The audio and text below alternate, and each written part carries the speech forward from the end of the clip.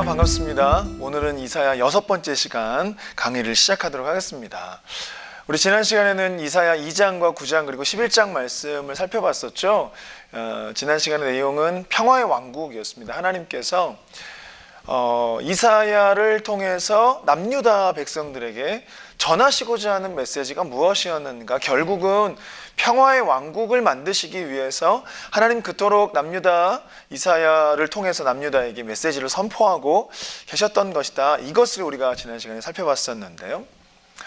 오늘은 7장 말씀, 이사야 7장 말씀을 함께 살펴보도록 하겠습니다. 오늘 말씀의 제목은 임마누엘입니다. 임마누엘의 뜻은 하나님께서 우리와 함께 하시다라는 뜻이지요. 이 임마누엘을 오늘 이 7장을 통해서 살펴보면서 임마누엘 예언의 배경과 그리고 임마누엘이 진짜 어떤 의미인지 우리가 한번 살펴보는 시간을 갖도록 하겠습니다. 이사야서 7장 말씀, 특별히 이 7장의 배경을 좀 잠깐 보자면요, 이 7장의 배경은 유다 왕 아하스 왕이 그 시대에 다스리고 있던 시대였습니다. 통치하고 있던 시대죠. 우리가 서론에서 좀 살펴봤던 것처럼 이 아하스는요, 이 아람과 에브라임 동맹, 그래서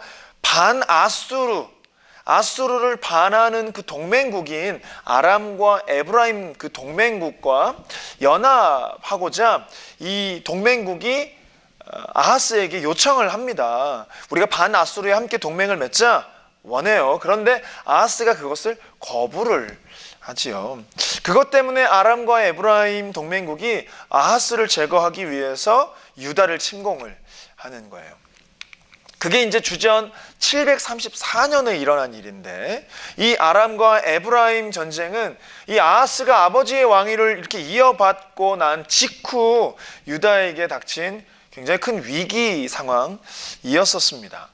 이것 때문에 아하스와 그리고 유다 백성들이 모두 다 공포에 쌓이게 떨게 됐었죠. 그래서 말씀 가운데 어떻게 이야기하고 있냐면 7장 2절 말씀입니다. 어떤 사람이 다윗의 집에 알려 이르되 아람이 에브라임과 동맹하였다 하였으므로 왕의 마음과 그의 백성의 마음이 숲이 바람에 흔들림같이 흔들렸더라. 숲이 바람에 흔들림같이 흔들렸더라. 두려워하고 떨고 있었다라는 것이지요. 이러한 두려움 때문이었는지 아하스는 아수르 디글랏 빌레셀에게 도움을 청합니다. 반아수르를 하자라고 하는 아람과 에브라임에게는 동맹을 맺지 않고 그들의 침공으로 말미암아 오히려 아수르에게 도움을 청하는 거예요. 그런 아하스에게 이사야가 말하는 거예요. 여호와 하나님만을 전적으로 신뢰하라. 모든 전쟁은 하나님께 있고 신뢰할 분은 다른 강대국들 나라의 왕이나 이방 강대국들의 힘을 신뢰하는 것이 아니라 여호와 하나님만을 신뢰하라. 이사야는 아하스 왕에게 그렇게 촉구하고 있었습니다. 아하스 왕이나 남유다나 이방 나라들의 침공으로 두려워할 필요가 없었죠. 왜냐하면 그 나라는 하나님이 선택한 나라이고 하나님의 나라였습니다. 두려워할 필요가 없었던 거죠. 두려워하고 있다라는 말에 다른 말은 이것입니다. 하나님을 신뢰하고 있지 못하다라는 거죠. 두렵다, 내가 무슨 문제를 걱정하고 있다, 내가 무슨 어려움에 닥쳤을 때 근심하고 있다, 어려움을 안 만나는 것도 아니고 어려움을 두려워하고 있는 것이 문제인 거예요. 안 만나는 게 문제가 아니라 만나지 않게 해주십시오가 그게 우리의 기도 제목이 돼서는 안 되고, 어려움을 만나고 문제를 만나도 두려워하지 않으면 되는 것이지요. 왜요? 하나님이 우리의 하나님이시기 때문입니다. 여호와 하나님을 신뢰하는 자들은 문제 앞에 두려워하지 않습니다. 왜냐하면 그 문제보다 크신 분이 우리 하나님이시기 때문에 그렇습니다. 아하스와 남유다가 두려워하고 있다는 것은 그 문제보다 크신 하나님을 신뢰하고 있지 못하기 때문인 거죠. 그래서 이사야가 이렇게 이야기를 합니다. 4절입니다. 그에게 이르기를 너는 삼가며 조용하라.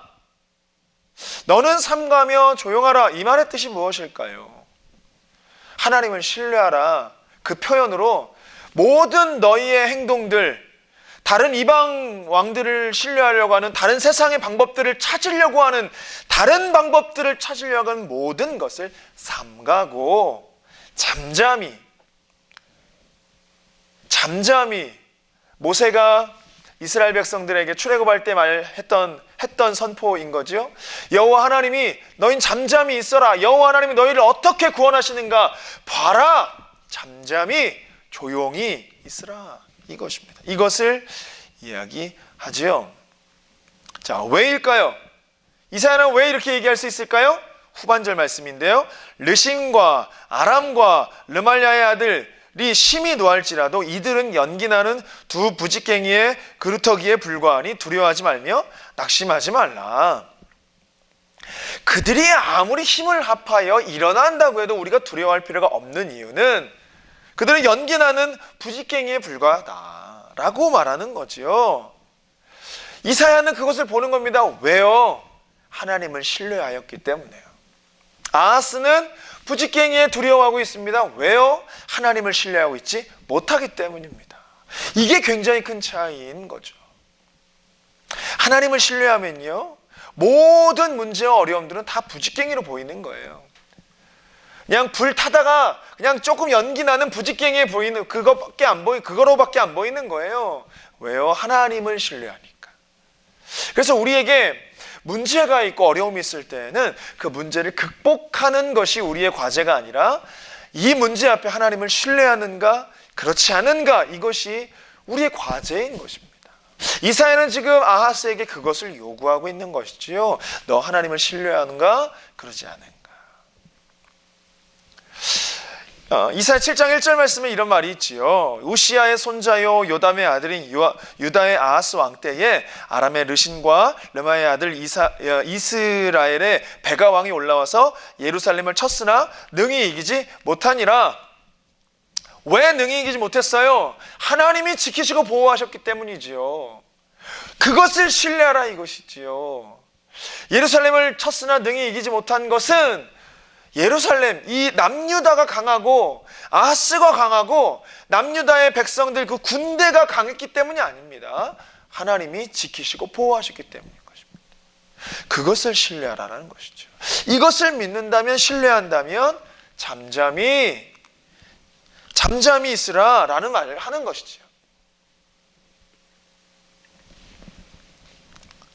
삼가며 조용히 하라, 이 말을 하는 것이죠. 이 이사야의 선포는요, 지금 이 아람과 에브라임이 침공하려고 하는 그 눈앞에서 아하스에게 선포하고 있는 이 침공을 눈앞에 두고 선포하고는 선포였습니다.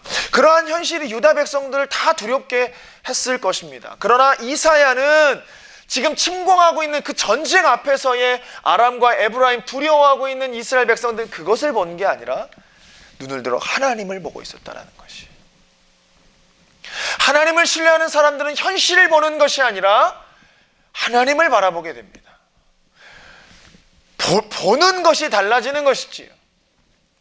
바라보는 것이 달라지는 것입니다. 그래서 우리는 하나님을 신뢰해야 되는 이유가 바로 이것 때문입니다. 보는 게 달라지는 거예요. 고백하는 게 달라지는 거예요. 선포하는 게 달라집니다. 그래서 우리는 하나님을 신뢰해야 하는 것입니다. 아하스를 향해서 이사야가 권면한 내용도 여호와를 신뢰하라는 것이었습니다. 동일한 상황 가운데에서 누구도 보지 못했던 것들을 볼 수 있었던 이사야의 눈도 하나님을 신뢰한 그 믿음 때문이었습니다. 믿음은요, 입술로 말하는 어떤 말이 아니지요. 두려워 말고 여호와를 신뢰하라는 것은 어떤 심리적인 권면도 아닙니다. 지금 나라와 나라 사이에서 치열한 전쟁이 있는 그 현실, 정말 두려움의 환경들이 우리 앞에 있을 그 현실 가운데에서 요구되어지는 게 바로 이 믿음이라고 하는 것이에요. 우리의 삶을 돌아보면 믿음이 언제 요구되셨어요? 평안한 가운데 믿음이 요구되셨나요? 내 삶이 평탄할 때 하나님께서 믿음을 요구하시나요? 아닙니다. 오히려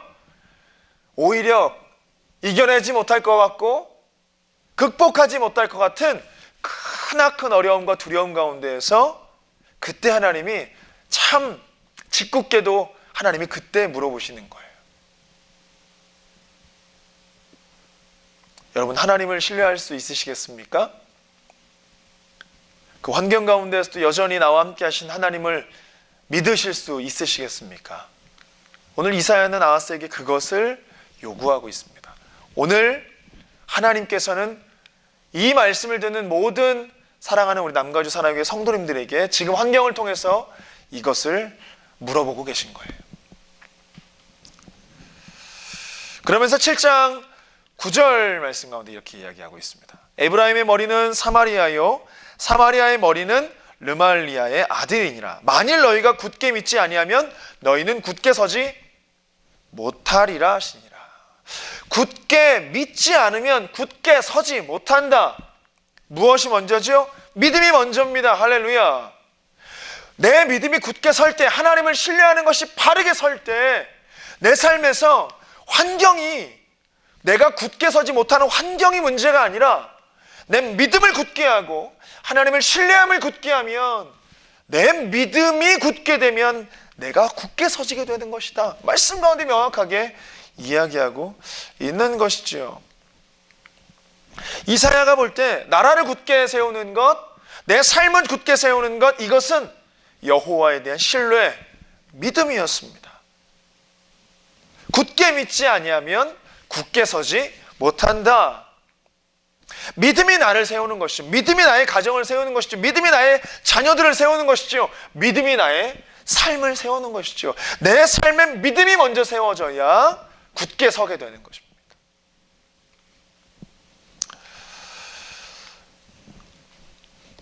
이 이사야의 말씀이 굉장히 중요한, 이 나라의 이 운명을 좌지우지하는 그런 전쟁 앞에서 주어졌다는 점이 굉장히 놀라운 것이에요. 이 여호사밧의 승리를 기록한 역대기의 말씀도 이 말씀을 구체적인 어떤 사례로 기록하고 있는데요. 이 여호사밧이 이제 왕으로 있을 때에 모압과 암몬이 연합하여 유다를 침공했습니다. 그때 이제 여호사밧이 금식을 선포해요. 금식을 선포하고 하나님 앞에 엎드려 여호와의 도우심을 구합니다. 아하스와 반대의 모습을 보이지요. 여호사밧은 하나님 앞에 엎드렸습니다. 네, 모압과 암몬의 연합 가운데에 그들의 이 모든 그 전쟁 침공 앞에 이 모든 것을 해결하실 수 있는 분은 여호와십니다라고 엎드려 기도했던 것입니다. 그리고 그것에 대한 응답으로 레위 사람 야하시엘을 통해서 주어졌는데요. 그게 역대하 20장 15절부터 17절까지의 말씀입니다. 함께 읽겠습니다. 야하시엘이 이르되 온 유다와 예루살렘 주민과 여호사밧 왕이여 들을지어다. 여호와께서 이같이 너희에게 말씀하시기를 너희는 이 큰 무리로 말미암아 두려워하거나 놀라지 말라. 이 전쟁은 너희에게 속한 것이 아니요 하나님께 속한 것이니라. 아멘. 16절입니다. 내일 너희는 그들에 내려가라. 그들이 시스 고개로 올라올 때에 너희가 골짜기 여기 여루엘 들 앞에서 그들을 만나려니와. 17절입니다. 이 전쟁에는 너희가 싸울 것이 없나니. 할렐루야. 너희가 싸울 것이 없나니 대열을 이루고 서서 너희와 함께한 여호와가 구원하는 것을 보라. 유다와 예루살렘아 너희는 두려워하지 말며 놀라지 말고 내일 그들을 맞서 나가라. 여호와가 너희와 함께하리라 하셨느니라. 아멘. 할렐루야. 할렐루야. 주님이 우리에게 환경 가운데에서 어려움을 주고 또한 헤쳐나가야 될 문제들을 주시고 우리에게 늘 요구하시는 건 다른 것이 아닙니다. 여호와를 신뢰하는가 그러지 않는가, 이 어려움과 문제 앞에 하나님께 엎드리는가 그러지 않는가, 이걸 보시는 거예요. 엎드리는 자에겐 어떤 말씀을 하세요? 너희가 싸울 것이 없다. 이 전쟁은 너희가 싸울 게 없다. 너희와 함께한 여호와가 구원하는 것을 보라. 할렐루야. 엎드리는 자에게 주어지는 응답입니다. 그리고 그러나 하나님을 신뢰하지 않은 자기의 방법과 세상의 힘을 의지하는 아하스에게 하나님께서 주신 응답은 다른 응답이었다는 것이.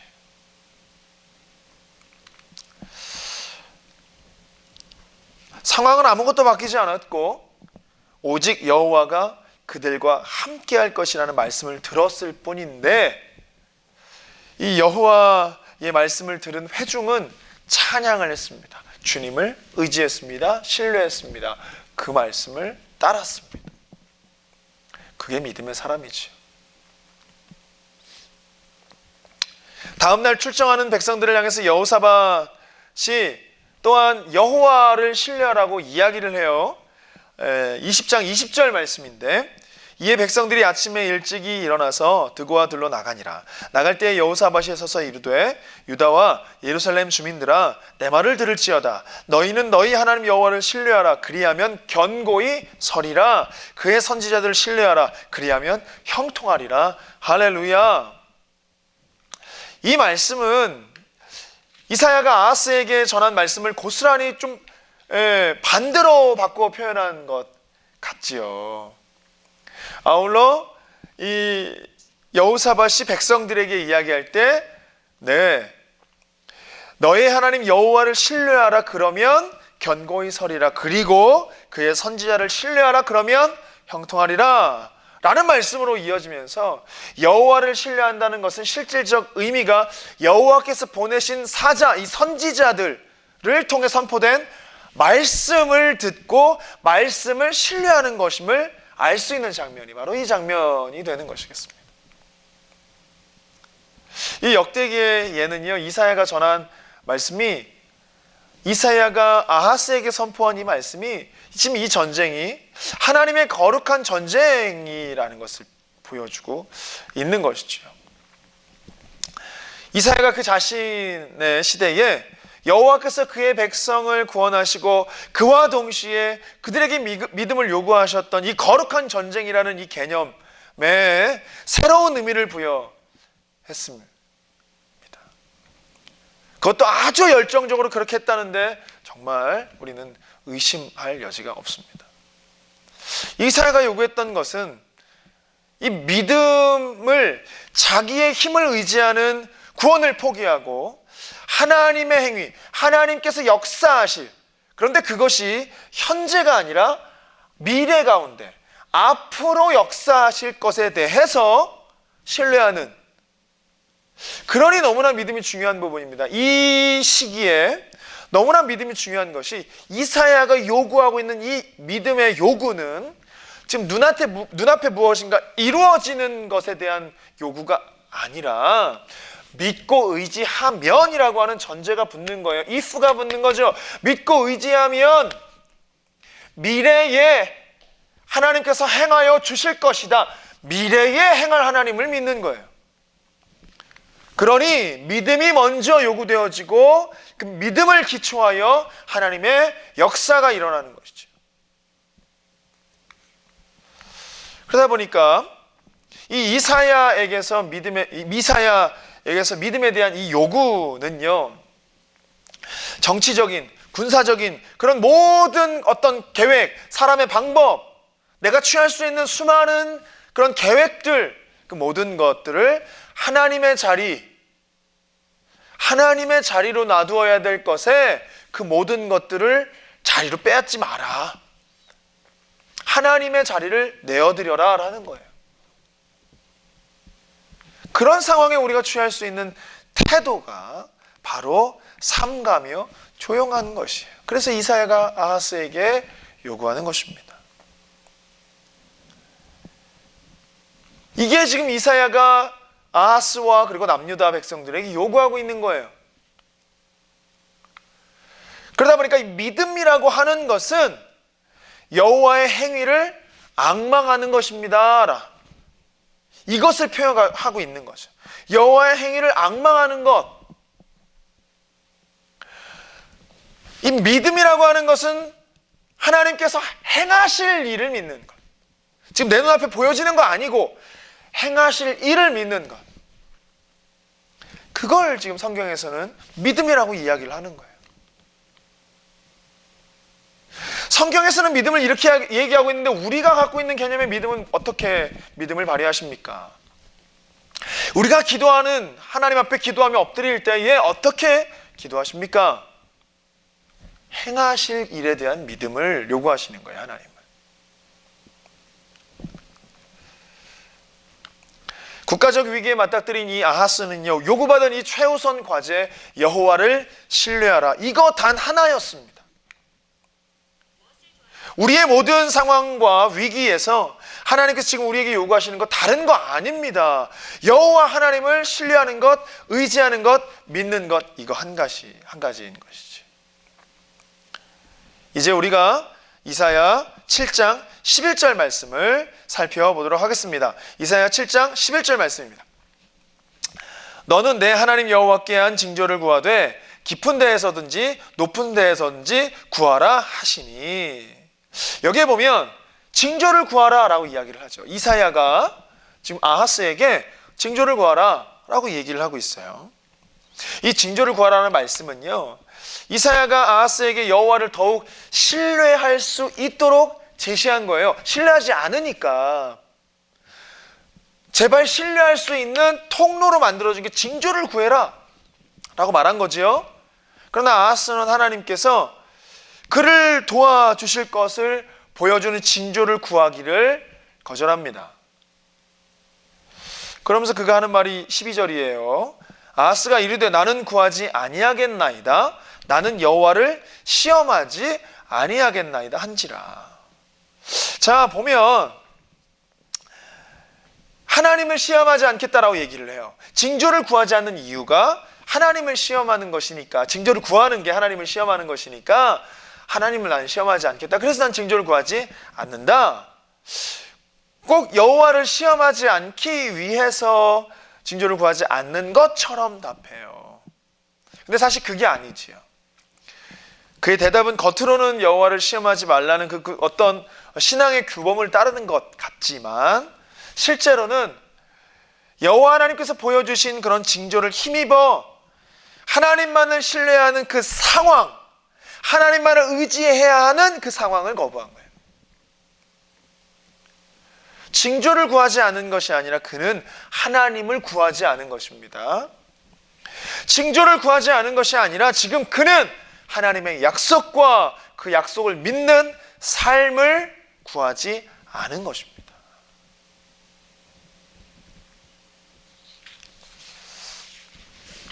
이러한 아하스의 마음을 열왕기하 16장 17절에서 잘 표현하고 있는데요.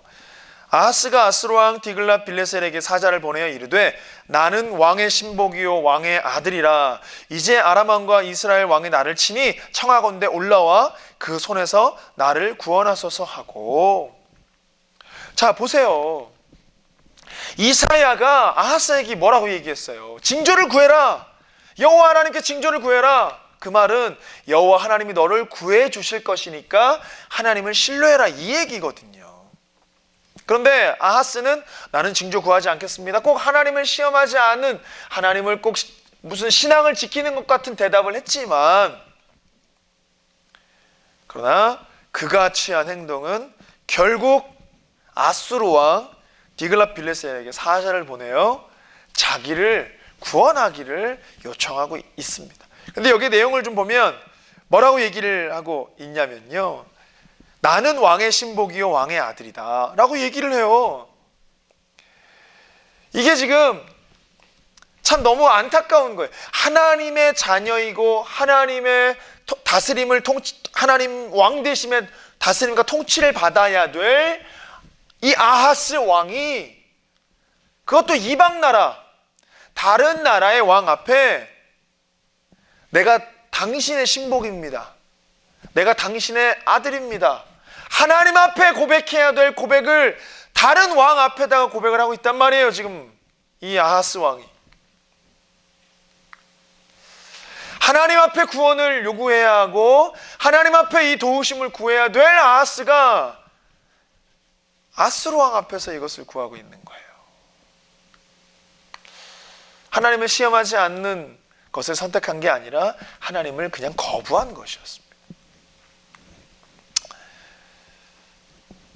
이사야는 이 아하스의 행동을 보고 하나님을 괴롭히고 있다라고 선포를 하죠. 이사야 7장 13절 말씀입니다. 이사야가 이르되 다윗의 집이여 원하건대 들을지어다. 너희가 사람을 괴롭히고서 그것을 작은 일로 여겨 또 나의 하나님을 괴롭히려 하려느냐. 지금 이 아하스의 행동을 보고 이사야가 하는 말이 굉장히 중요한 말이 있습니다. 무엇이냐면 다윗의 집이요 라고 표현을 했다는 거예요. 지금 이 이사야의 표현은 너 아하스요, 너는 단순하게 그냥 남유다의 왕으로서 존재하는 그런 존재가 아니라 다윗의 집, 하나님께서 다윗 가문 가운데에 약속을 하셨던, 다윗과 언약을 맺은 메시아를 다윗의 가문 가운데 보내겠다라고 하는 다윗의 씨, 다윗의 후손, 이 약속에 대한 메시지가 선포되어진 집안이다. 너희는 그런 가문이야. 예언의 가문이야. 다윗의 집이여, 너의 인생이 한낱 너희 개인의 인생이 아니고 너는 사명의 인생이다 라고 말하는 것이지. 이것이 사실 하나님 우리에게 말씀하시는 겁니다. 그리스도인이여 라고 말하는 것은 한낱 너의 개인의 삶을 위해서 사는 인생이 아니라 그리스도인, 예수님 가신 길을 따라가며 하나님의 사랑을 이 땅 가운데 선포하는 개인의 삶을 유지하며 살아가는 것이 아니라 사명자의 삶을 살아갈 자라는 뜻이지요. 이 다윗의 집이여 라는 말에 그 의미가 들어가 있는 것이에요. 다윗 왕가에 주어진 약속, 다윗의 후손, 메시아의 약속, 이 말씀의 선포. 즉 이 징조를 구하라고 하는 이 이사야의 말씀은요, 아하스의 상황을 하나님께서 사용하셔서 하나님께서 징조를 보이시며 이 하나님의 일들을 행하시고 하나님의 뜻을 이루시겠다라는 것인데, 이 아하스의 상황과 문제 앞에서 그 앞에 맞닥뜨린 아하스가 하나님을 신뢰하고 하나님께 징조를 구할 때에 그 징조를 선포하면서 하나님이 이 하나님의 일들을 행하시려고 하는 계획이셨는데 아하스가 그 징조를 구하지 않는 거예요. 우리가 그것을 어디에서 알 수가 있냐면 이 다음 구절인 14절 말씀 가운데에 나오는 이 예언의 말씀이 바로 메시아에 관한 예언의 말씀이기 때문에 이 예언의 말씀, 이 징조를 보이는 이 예언의 말씀 선포가 징조를 구하라는 것이, 이 아하스가 거절한 것이 이게 이 메시아의 예언이었던 것을 아하스가 거절한 것이구나, 우리는 알 수 있어요. 7장 14절 말씀입니다. 그러므로 주께서 친히 징조를 너희에게 주실 것이라. 보라, 처녀가 잉태하여 아들을 낳을 것이요 그의 이름을 임마누엘이라 하리라. 어디서 많이 본 말씀이지요? 이 말씀은 예언, 메시아 예언의 말씀입니다. 예수 그리스도에 대한 말씀이지요. 어디서 보셨어요? 마태복음에서 보셨죠. 너무나도 익숙한 이 말씀, 보라, 처녀가 잉태하여 아들을 낳을 것이요 그의 이름을 임마누엘이라 하리라. 이 말씀은 예수님의 아버지인 요셉에게 주어졌던 말씀이에요. 마태복음 1장 23절입니다. 보라, 처녀가 잉태하여 아들을 낳을 것이요 그의 이름은 임마누엘이라 하리라 하셨으니 이를 번역한 즉 하나님이 우리와 함께 계시다 함이라. 이 말씀이 이사야 7장 14절을 인용하여 예언되고 예언의 성취로 사용되어진 말씀인 것이죠. 이제 우리는 이 이사야서 7장 14절 말씀에 임마누엘, 이 임마누엘이 오늘 강의의 제목이었잖아요. 임마누엘에 대한 중요한 관점들을 우리가 살펴보려고 합니다. 보라, 처녀가 잉태하여 아들을 낳을 것이요. 자, 우리 7장 14절을 다시 한번 보면요, 이렇게 시작해요. 그러므로. 성경에서 보면요, 성경에서 그러므로 라는 표현은 문장의 순서상, 흐름상으로만 봐도, 그냥 흐름상으로만 봐도 이러저러한 이야기를 하다가 그러므로 라고 하는 것은 그러한 어떤 이유에 있어서 이러한 결론이 나오는 거야 라고 하는 결론을 맺는 말이 그러므로 라는 시작이 되었을 때 이 말씀이 결론이구나 이렇게 생각할 수 있는 거죠. 그러다 보니까 7장 14절은 앞에 나와 있는 내용들, 7장 1절부터 13절까지 이러한 내용들을 쭉 이야기하면서 그러므로 이렇게 라고 하는 결론적 이야기를 하는 내용이 14절 말씀입니다. 이 앞의 내용들이 다윗의 집이 무엇을 잘못했는지에 대한 내용들이 나오는 것을 비춰볼 때, 이 그러므로 다음에 여호와를 신뢰하라는 권고를 거부한 아하스와 그리고 다윗 왕가에 하나님의 어떤 심판이 선언될 것인지에 대해서 나올 것을 우리는 유추하여 알 수 있게 되겠습니다. 그러다 보니까 이 그러므로 후에 나오는 것이 하나님의 심판 선언인 거예요. 하나님의 심판 선언. 그런데 그 뒤에 나온 그 심판 선언이 임마누엘 예언이란 말이에요. 우린 이게 오늘 말씀의 포인트가 되는 거예요. 임마누엘의 예언은 하나님의 심판 가운데 선포되어진 예언이었다라는 거죠. 14절 말씀을 다시 보면 보라 라는 게 있어요. 여기에서 보라, 그러므로 주께서 친히 징조를 너희에게 보여주실 것이라. 보라, 이것은 임박할 미래, 곧이라는 의미예요. 너희에게 보여주실 것이다. 징조를 너희에게 주실 것이다. 보라, 조금 있으면, 곧 있으면 그 징조를 너희에게 보여주실 것이다. 심판이 임하게 될 것이다 라는 선포가 되는 것이지요. 이 임마누엘의 예언의 초점은요, 아이의 정체성, 아이가 누구인가, 아이를 낳을 어머니가 누구인가, 어머니의 정체성, 이런 것보다 더 중요한 게 있습니다. 그것이 뭐냐면 아이의 출생 그리고 성장 과정에 걸리는 이 시간적인 과정이 굉장히 중요하다는 것을 우리는 주목해서 알 수 있는데, 그게 15절부터 보면 우리가 알 수 있는 거예요. 15절 보겠습니다. 그가 악을 버리며 선을 선택할 줄 알 때가 되면, 그 아이가 악을 버리고 선을 선택할 때가 되면이라는 거죠. 16절. 이 아이가 악을 버리고 선을 선택할 줄 알기 전에, 이 두 가지 때가 되면 알기 전에 그 뒤에 두 왕의 땅이 황폐하게 되리라. 이것입니다. 이게 지금 징조의 말씀 선포 가운데 나오는 임마누엘의 예언이에요.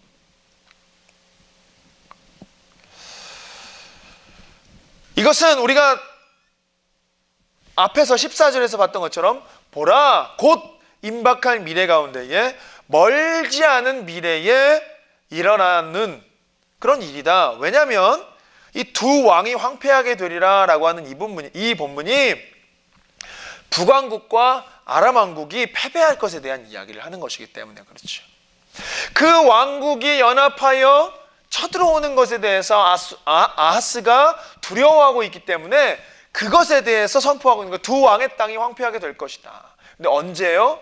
그 아이가 징조의 아이인 임마누엘이 악을 버리고 선을 선택할 줄 알게 될 그때에, 그 전에 이미 파하게 될 것이다 라고 하는 얘기예요. 곧 임박하게 될 것이다 라는 말이지요. 하나님을 신뢰할 때에 나라가 견고해질 것을 확증하는 이 징조를 거부한 아하스에 대해서 이사야는요, 임마누엘의 이 징조를 통해서 아람과 에브라임, 이 강력한 위협이 오래가지 못할 거야. 그 두 나라가 무너질 거야. 곧 무너질 거야. 분명하게 말하는 예언의 선포인 것이죠. 그래서 태어날 아기가 임마누엘이라는 이름으로 불릴 텐데, 이 아이의 성장과 더불어, 이 아이가 커가는 것과 더불어 강력하던 두 왕국은 쇠퇴할 것이고, 참으로 우리 하나님이 우리와 함께 하시는구나 라는 것을 아하스와 남유다 사람들이 경험하게 될 것이다 라는 예언에 선포하는 것이죠. 참으로 아하스 왕은 아무것도 할 일이 없었습니다. 이 약속은 원래 아하스가 이 징조를 구하기만 했다면, 그렇죠, 이사야가 이야기할 때 징조를 구하기만 했다면 희망적인 예언의 약속의 말씀이었을 거예요. 희망적인 예언의 말씀이었겠지만 아하스가 그것을 거부하여 징조를 구하지 않은 탓에 희망적 메시지가 아니라 책망과 심판의 위협이 함께 내포되어지면서 이중적 칼날이 선포되어지는 이 예언의 말씀이 된 것이 바로 이 임마누엘의 예언인 것입니다. 7장 17절 말씀입니다. 여호와께서 에브라임이 유다를 떠날 때부터 당하여 보지 못한 나를 너와 내 백성과 내 아버지 집에 임하게 하시리니 곧 아수르 왕이 오는 날이니라. 자, 잘 보세요. 우리가 그 앞에 16절 말씀, 15절과 16절 말씀 가운데에 이 두 왕국은 에브라임과 그리고 아람 왕국에 대해서 무너질 것을 말하고 있어요. 그런데 17절 바로 넘어가면서 에브라임이 유다를 떠날 때부터 그때부터 당하여지 못한 나를 너와 이 아하스 너와 유다 백성 너의 아버지 집에 임하게 될 것인데 그게 곧 아수르 왕이 오는 날이라 라고 얘기를 해요. 아수르가 어떤 나라죠? 아하스가 도움을 구한 나라예요. 그러니까 쉽게 말해 동맹국이란 말이지요. 그런데 그 동맹국이 너희의 뒤통수를 치리라, 이 말을 하는 거죠. 북왕국과 이 수리아에 닥친 재앙도 동일하게 유다에 임할 것을 이야기하고 있습니다. 그래서 이 아수르의 진격은요, 두 왕국 북이스라엘과 수리아를 벌하는 원래는 하나님의 도구였어요. 그냥 그런 정도만 사용되어지고 아하스가 하나님에게 징조를 구했을 때 이 아수르를 통해서 두 왕국을 무너뜨리는 것이 이 방법이었는데, 이것이 아하스가 하나님의 징조를 구하지 않는 순간 그 칼날이 아수르라고 하는 칼날이 유다에게도 심판의 칼날로 사용되어지고 있다라는 이야기를 하고 있는 것입니다. 이어지는 말씀 7장 18절부터 25절까지의 말씀은 앞에 이 그날에라는 말씀으로 시작하는 네 단락으로 구분될 수 있는데요. 여기에서 말하는 이 그날에는 이 17절 말씀 가운데 아수르 왕이 오는 날을 가리키는 거죠. 그러니까 심판의 날을 가리키는 거예요. 아수르라고 하는 심판의 도구를 사용하셔서 하나님께서 심판의 날이라고 하는 그 날을 표현하시기 시작했습니다. 근데 18절부터 25절까지 네 번의 그날이 나오는데 첫 번째 그날에는 18절 말씀입니다. 그날에는 여호와께서 애굽 하수에서 먼 곳에 파리와 아수르 땅에 벌을 부르시니 다 와서 거친 골짜기와 바위 틈과 가시나무 울타리와 모든 초장에 앉으리라. 그 날에 여호와 하나님께서 애굽의 가장 먼 곳에 있는 파리들과 그리고 아수르 땅의 벌들을 불러내셔서 그들이 사는 온 땅 곳곳마다 자리에 앉아 피할 수 없는 심판이 되게 할 것이다 라는 이야기를 첫 번째 그날에 말씀하시고요. 두 번째 그날에는 20절 말씀입니다. 그날에는 주께서 하수 저쪽에서 세내어 온 삭도 곧 아수르 왕으로 내 백성의 머리털과 발털을 미실 것이요 수염도 깎으시리니, 여기에서 지금 아수르 왕을 삭도에 표현하고 있어요. 그래서 머리털과 발털과 수염을 깎는다, 이거는 수치를 당할 것에 대한 이야기를 하십니다. 너희가 아수르 말미암아 수치를 당하게 될 것이다. 첫 번째 그날에는 아무도 피하지 못하게 될 거야. 두 번째 그날에는 너희가 수치를 당하게 될 거야. 세 번째 그날에는 21절 말씀입니다. 그날에는 사람이 한 어린 암소와 두 양을 기르리니 그것들이 내는 젖이 많으므로 엉긴 젖을 먹을 것이라. 그 땅 가운데 남아있는 자는 엉긴 젖과 꿀을 먹으리라. 세 번째 그날을 말할 때에는 조금은 애매한 부분이 있지만 그 땅 가운데 남아있는 자에 대한 언급을 볼 때 이 단락은 심판 후에, 제가 남은 자에 대한 사상을 이야기할 때, 남은 자에 대한 이야기를 할 때는 하나님의 은혜가 남은 자라고 하는 것에 표현이 되지만, 그런데 그 은혜가 언제 임한다고 말씀드렸죠? 심판 후에라고 말씀드렸어요. 그러니까 남은 자를 표현한다라는 것은 이미 심판이 끝나고 난 후에 임하는 은혜, 그래서 이말 심판에 대한 가치 의미가 온다라는 이야기를 했습니다. 그러니 여기에서 남아있는 자, 그 땅 가운데 남아있는 자라는 이 의미는 이미 임한 심판, 이미 심판으로 말미암아 다 쓰러져 버린 상황 가운데에서 남아있는 그것을 말하고 있는 것을 우리가 알 수 있지요. 그리고 이제 네 번째 그날은 무엇을 마지막으로 말하고 있냐면은 23절, 24절, 25절 말씀인데요. 그날에는 1000그루의 은천개의 가치 있는 포도나무가 있던 곳마다 찔레와 가시가 날 것이라. 온 땅에 찔레와 가시가 있으므로 화살과 활을 가지고 그리로 갈 것이요. 25절 보습으로 갈던 모든 산에도 찔레와 가시 때문에 두려워서 그리로 가지 못할 것이요. 그 땅은 소를 풀어놓은 양이 밟는 곳이 되리라. 이 마지막 이야기는 이 7장을 결론을 지으면서 앞부분에서 생길 수 있는 어떤 그런 모호함들을 다 깔끔하게 정리하고 있습니다. 희망적 요소들도 좀 있지만 결국엔 이 땅에 찔레와 가시가 가득하여서 농사짓지 못하는 보습으로 갈던 모든 산이라는 것은 농사 지으면서 너희가 생활하고 먹을 수 있는 그런 삶에서 이젠 가시와 찔레와 가시 때문에 농사도 못 질 거야. 패한 땅이 돼버릴 거야. 가난한 삶을 살게 될 거야. 먹을 거리도 없게 될 거야 라는 말을 하는 거예요. 3번이나 이 찔레와 가시에 대한 이야기를 하며 하나님의 심판의 결과를 강력하게 선포하고 있는 것입니다. 결론적으로 이 임마누엘의 예언은요, 이중적 의미가 담겨져 있습니다. 이 두 왕국의 침략을 받아 국가적 위기를 맞이했었던 이 아하스는요, 그런 상황에서 이사야가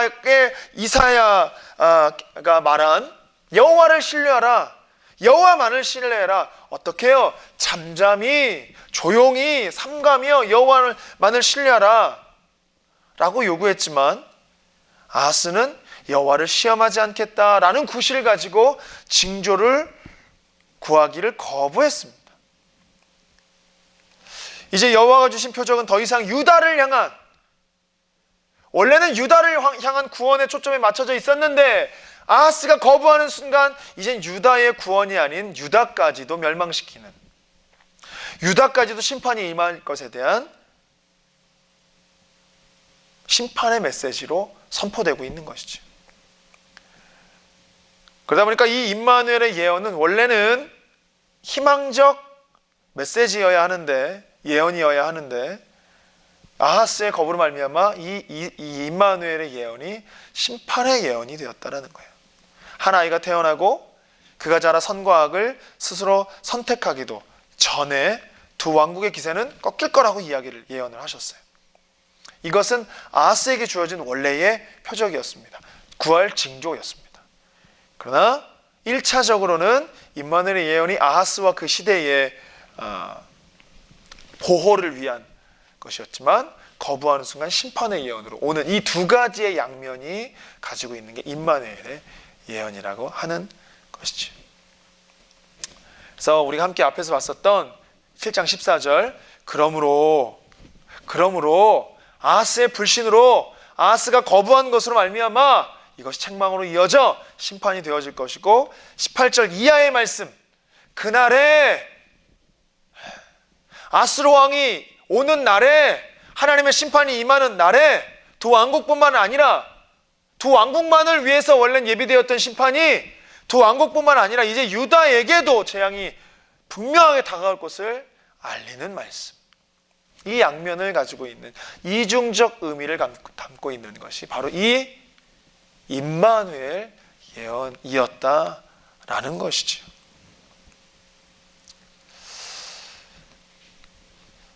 이로써 우리가 아주 중요한 이사야의 굉장히 중요한 이 임마누엘의 예언, 메시아의 예언, 이 메시아의 예언이 심판과 함께 남은 자에 대한 은혜의 상징, 이 두 가지가 다 같이 있음을 우리는 함께 살펴보았습니다. 저희 다음 시간에는 굉장히 중요한 부분을 좀 다룰 거예요. 이사야 묵시록인데요. 24장부터 27장 사이의 말씀을 저희가 보려고 합니다. 굉장히 중요한 부분이에요. 좀 많은 장을 다루기도 하고요. 이사야 묵시록이 굉장히 중요한 부분이거든요. 그래서 다음 시간에 우리가 함께 7번째 시간을 가지면서 또 24장부터 27장까지 하나님이 우리에게 어떤 말씀을 하시는가 이사야의 말씀을 통해 살펴보는 시간을 갖도록 하겠습니다. 오늘도 수고하셨습니다. 제가 기도함으로 마치도록 하겠습니다. 기도하겠습니다. 사랑하는 하나님 감사합니다. 이번 이사야 강의를 통해서 여전히 우리 가운데 역사하시며 일을 행하시는 하나님을 더욱 알고 깨닫게 하시니 감사합니다. 임마누엘의 예언을 통해서 우리와 함께 하신 하나님을 보게 하시고 그 하나님 거부하며 떠날 때에 책망과 심판 또한 선포되어짐을 알게 하심에 감사합니다. 우리로 하나님을 떠나 살지 않게 하시고 늘 우리와 함께 하시는 하나님의 은혜를 붙들고 승리하는 모든 남가주 사랑의 교회 성도님들 되시도록 은혜 베풀어 주시옵소서. 예수님의 이름으로 기도합니다. 아멘. 다음 시간에 뵙겠습니다. 감사합니다.